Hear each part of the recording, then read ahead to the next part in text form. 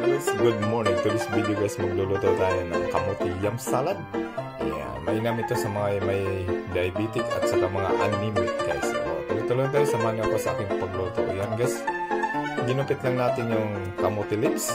Tuloy-tuloy lang tayo hanggang sa matapos ang ating kamuti leaves pag-cut. Yan. Okay na yan guys, so hugasan natin yung may ating kamuti leaves. Ayan, tuloy-tuloy lang tayo. So nilagyan tayo ng salt and olive oil sa ating pinakulong tubig kasi ang purpose niyan guys para still green pa rin ang ating mga leaves.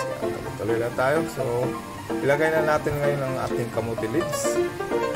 Segundo lang yan guys para still crunchy and green pa rin ang ating mga leaves. Tuloy lang tayo. So ngayon guys, okay na yan guys. Ilagay na natin sa ating malamig na tubig.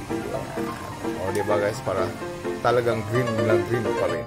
Okay na yan guys, naglagay tayo ng half spoon of salt at saka pamintan durog. Sunod naman natin yung patis, half spoon. At saka ginger, pahaba ang paghiwa guys. Lahat ng mga ingredients pahaba, red onion at saka spring onion at saka ang ating bell pepper. Yan.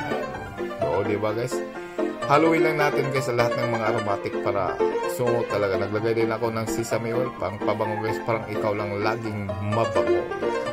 O diba? Napakasarap niya. Naglagay din ng kalamansi guys sa ating yam salad. Haluin ng maigi. Yan guys. Ang aking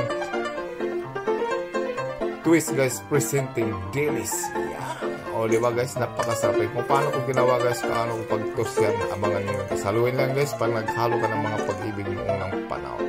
You know.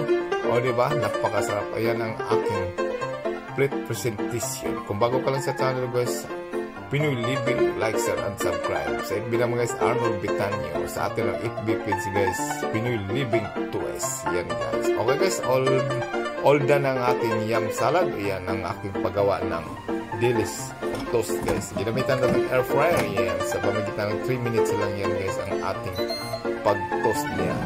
After 3 minutes guys, okay na yan guys. Toast na talaga. You know, umusok pa guys. So thank you for watching.